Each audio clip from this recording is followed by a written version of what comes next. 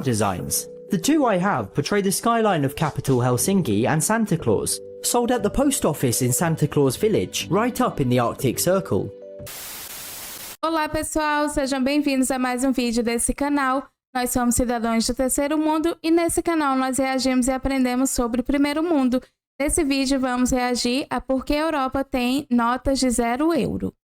Portanto, aproveite a oportunidade, considere se inscrever no nosso canal, clique no gostei, compartilhe esse vídeo e faça mais sugestões. E agora, vamos para a reação.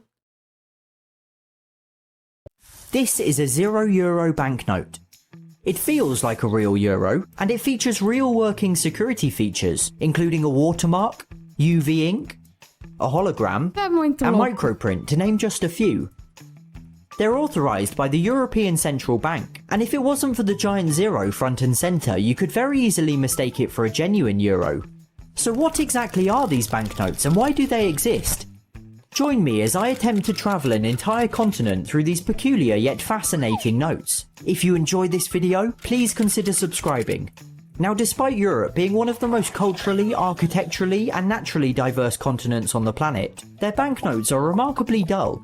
It's a deliberate decision. They can't be seen to favour one country more than another, so the architecture and buildings they portray are all entirely fictional. It's a terrible shame, but I understand it. They can't just print hundreds of different designs, or it would be a nightmare and very easy to fool people with counterfeits. Enter the 0 euro. These are souvenir notes, originally intended to promote tourism, but which have since evolved into an encyclopedia of the continent and beyond. And though there are literally thousands of designs, meaning this is by no means an exhaustive list, I've tried to acquire at least one from every country. Let's begin our journey in France, where these banknotes were born in 2015. This is the Arc de Triomphe, and I actually bought this one from a vending machine inside the monument itself. At just over 200 years old, the Arc commemorates those who fought and died in both the French Revolution and Napoleonic Wars, and the landmark can be seen again on the Champs-Élysées 0 euro, alongside the city's Egyptian obelisk. Next there's the Sacré-Cœur, the second most visited landmark in Paris, after of course the Eiffel Tower. Now these 2 notes are actually polymer, rather than the traditional paper feel of the euro.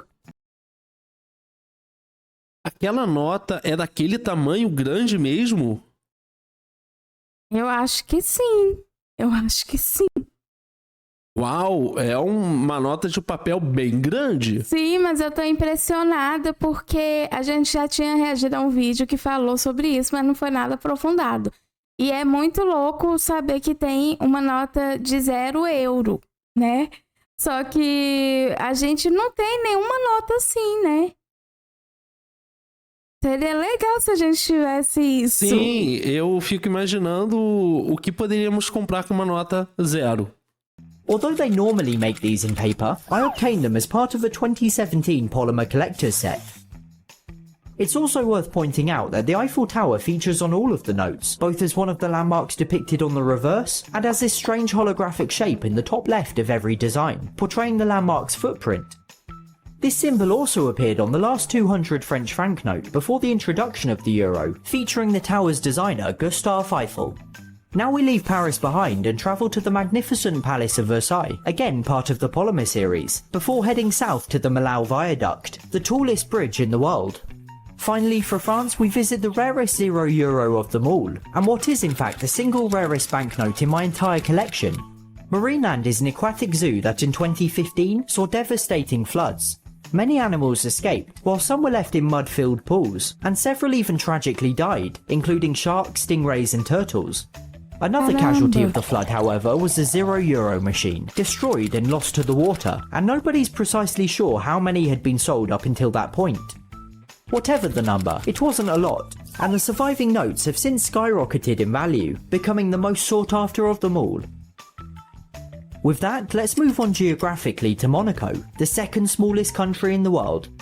We keep the aquatic theme and see 2 notes from the Musée Océanographique, a century-old marine museum, with the notes portraying a loggerhead sea turtle and the museum's cliffside face. Next is on to another tiny country, Andorra, sandwiched between France and Spain. The banknote features Casa de Laval, a historical house built in 1580 that serves as the headquarters of the country's general council, or parliament.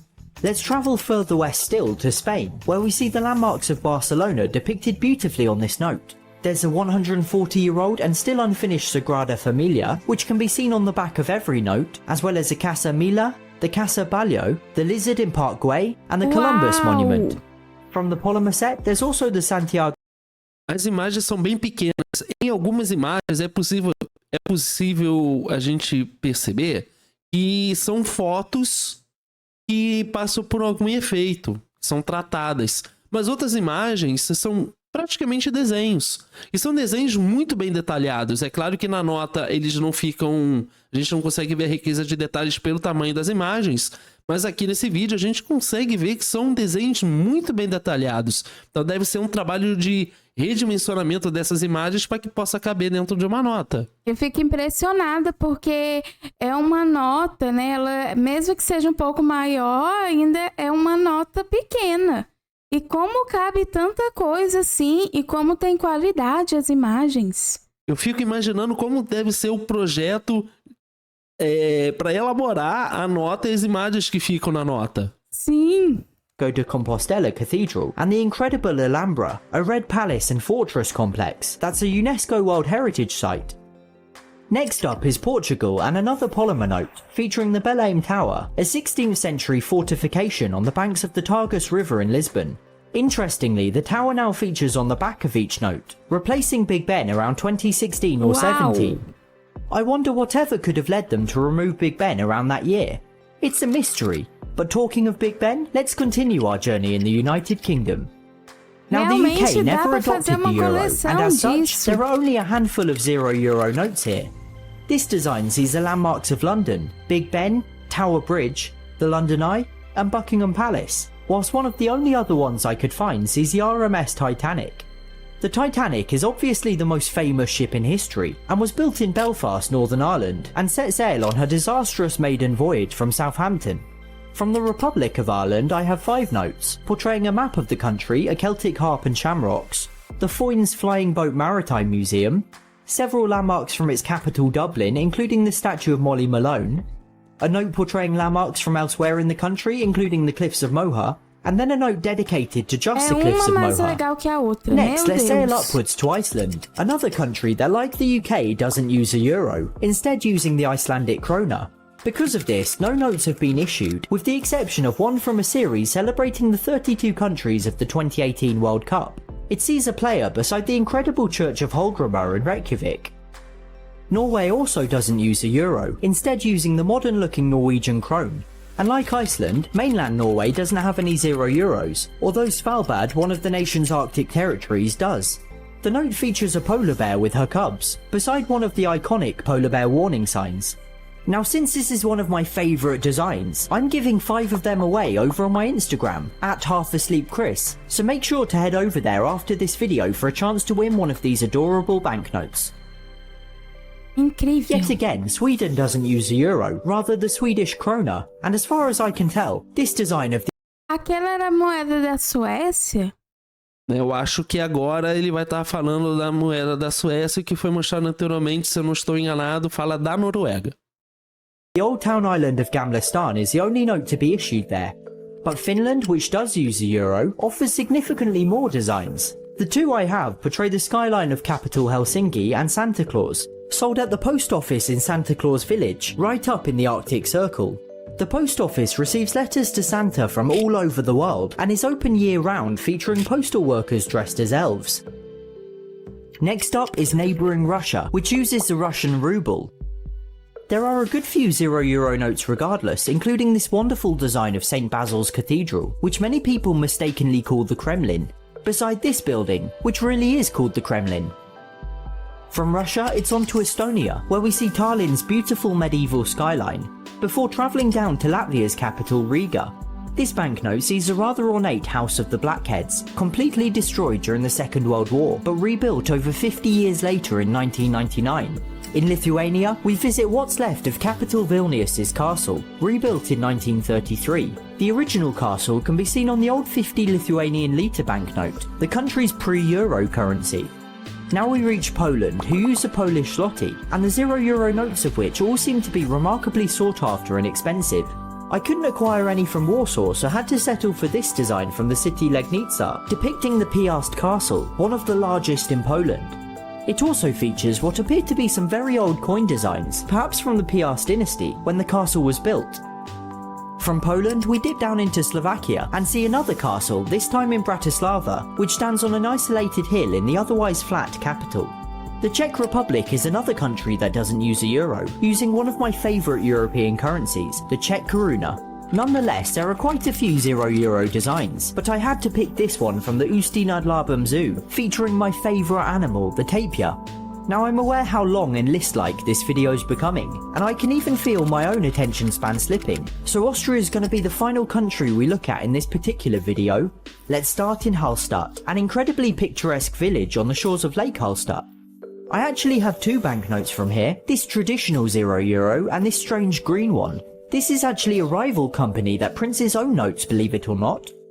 They're still based upon the original euro design and also feature working security features including UV ink, microprint and a watermark, although this brand hasn't become nearly as successful. Anyway, next we visit Salzburg, home of legendary composer Mozart, before ending our tour in capital Vienna at the majestic Schönbrunn Palace, a note from the Polymer series. So this is where we put the bookmark, and we'll continue the journey in a few weeks' time exploring the rest of Europe and beyond. That's right, India, Peru, Japan and the United States all have €0 banknotes of their own. But why? Find out in part 2. Caramba, mas só a gente que não tem isso, meu Deus! É muito interessante porque, na verdade, alguns países não usam o euro. Mas eu acho que essas notas são feitas de uma maneira de homenagear esses países. Então, colocam símbolos de cada um desses países que fazem uso do euro ou não, para simplesmente fazer uma homenagem a esses países. Isso é o que eu, pelo menos, compreendi nesse vídeo. Mas é incrível. É incrível porque são muitos detalhes. E são vários. Eu acho que deve ser muito divertido você fazer coleção disso. Porque são milhares. Sim, são muitas notas e realmente é muito interessante poder ter cada nota que faça homenagem a cada país. Realmente é impressionante. Mas o que é interessante também é que as coisas que há no euro mesmo, na nota real, também tem, né? Tipo, essas coisas de segurança e tal. Sim. Então, é incrível que realmente eles levaram muito a sério quando eles fizeram isso. Sim, acredito que essas notas tenham esse fator de segurança para constatar que são notas oficiais. Realmente incrível. Sim, realmente incrível.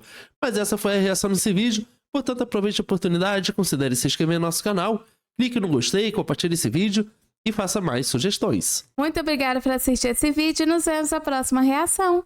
Tchau!